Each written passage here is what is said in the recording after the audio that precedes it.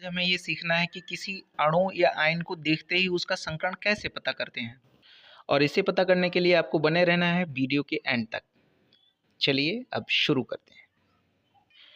तो किसी भी अणु या आयन को देखते ही उसका संकरण पता करने के लिए हमें सिर्फ तीन बातों का पता होना जरूरी है। कौन कौन सी? देखो, पहली बात है कि हमें किसी भी तत्व का बाह्य कोश का इलेक्ट्रॉन कैसे निकालना है। तो आपको क्या करना है, सिंपली आपके लिए कोई भी तत्व है उसका परमाणु क्रमांक पता होना चाहिए और उसका आपको बोरबरी नियम से इलेक्ट्रॉनिक विन्यास निकालना है और लास्ट में जो भी संख्या निकल के आएगी वही आपकी संख्या क्या होगी, बाह्य कोश के इलेक्ट्रॉनों की संख्या। जैसे देखो, ऑक्सीजन 8 का निकाला 2,6, तो ऑक्सीजन के बाह्य कोश में इलेक्ट्रॉनों की संख्या कितनी मानी जाएगी? 6 मानी जाएगी। इसी तरह से नाइट्रोजन का परमाणु क्रमांक 7 होता है, 2,5 बनेगा, तो इसके बाह्य कोश में इलेक्ट्रॉनों की संख्या कितनी मानी जाएगी?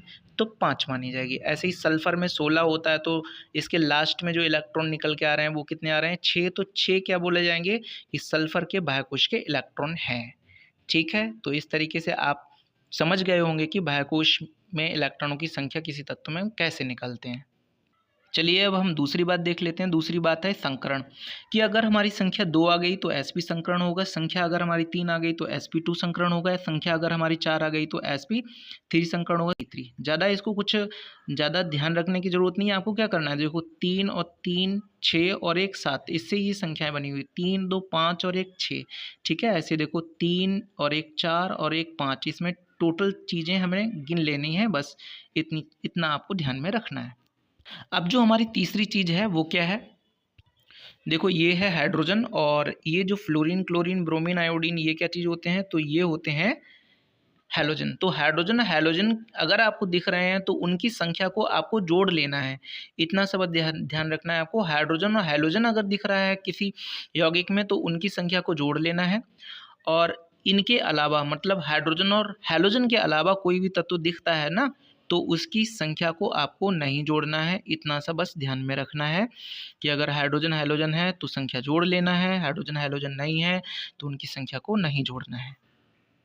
तो जैसे कि हमें CH4 में संकरण बताना है तो हमें क्या करना है, सबसे पहले तो आपको ये देखना है कि इसमें सबसे कम संख्या में कौन है। तो देखो हाइड्रोजन तो 4 संख्या में है और कार्बन 1 संख्या में, तो सबसे कम संख्या में क्या हो गया? कार्बन। तो जो सबसे कम संख्या में होता है उसी के बाह्यकोश के इलेक्ट्रॉन आपको लगाने पड़ते हैं। तो कार्बन के बाह्यकोश में इलेक्ट्रॉन कितने होते हैं? तो कार्बन का परमाणु क्रमांक कितना होता है? 6 होता है। तो हम बनाएंगे तो 2 कॉमा, ठीक है, 2,4 बनेगा। तो कार्बन के बाह्यकोश में इलेक्ट्रॉनों की संख्या कितनी हो गई? 4।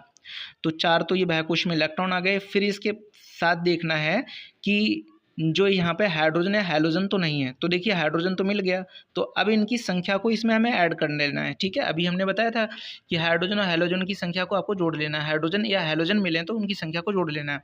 तो अब देखो हमें यहाँ पे हाइड्रोजन मिल गया तो इनकी संख्या को हमें जोड़ लेना है। जोड़ लिया तो 4 और 4 कितना हो गया? 8।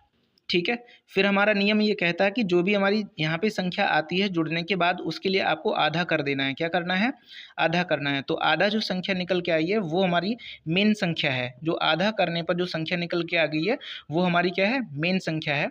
अब देखो 4 जो निकल के आई है, 4 संख्या को देखिए, 4 संख्या के आधार पर हमें इसमें संकरण कितना दिखाई दे रहा है?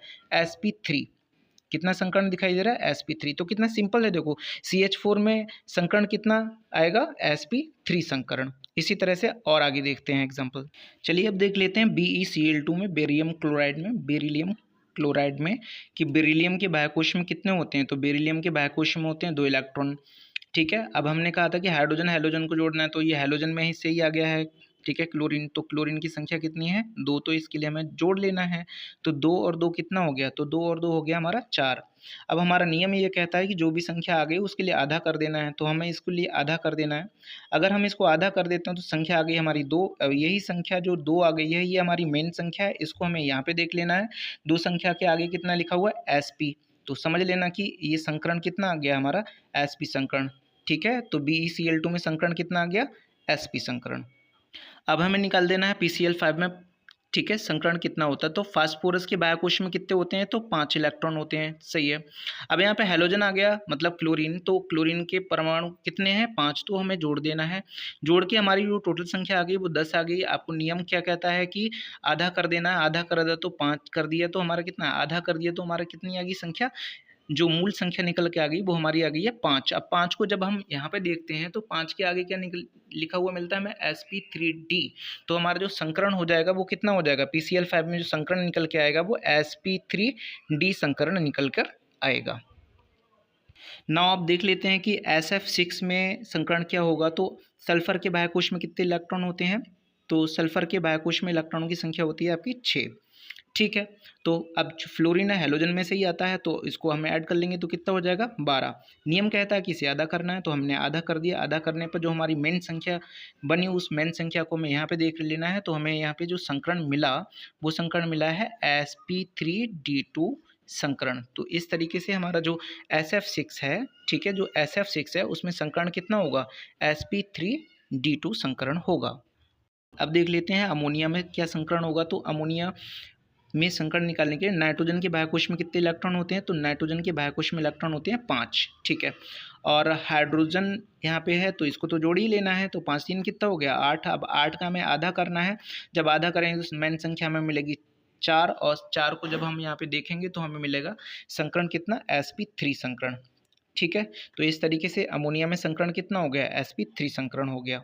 नाउ आप देख लेते हैं कि XeO2F2 में संकरण क्या होगा। तो देखो Xe के बाह्यकोश में कितने होते हैं, 8 इलेक्ट्रॉन। तो आप देखिए ऑक्सीजन हमारा जो हाइड्रोजन हैलोजन के अंतर्गत नहीं आता है, इनकी संख्या को हमें ऐड नहीं करना है। अब देखो फ्लोरीन तो हमारा हैलोजन के अंतर्गत आ गया, तो इसकी संख्या को हमें ऐड कर लेना है। तो कितना हो गया 8 और 2 10। ठीक है, अब 10 का हमें आधा कर लेना है मेन संख्या प्राप्त करने के लिए 5।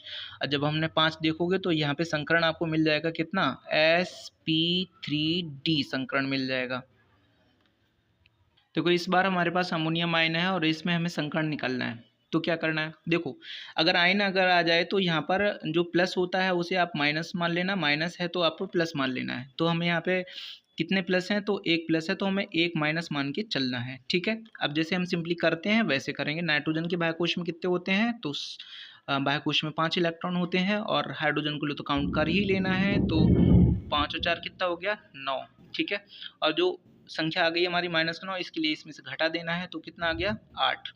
अब जो मेन संख्या आ गई वो हमारी 8 आ गई, इसको हमें इसको क्या करना है, इसको इस संख्या को हमें आधा कर देना है। ठीक है, आधा कर देना है तो 4 बचेगा, और जब 4 बचेगा 4 संख्या को जब आप यहाँ पे देखोगे तो संकरण निकल के आ जाएगा sp3 संकरण निकल कर आ जाएगा।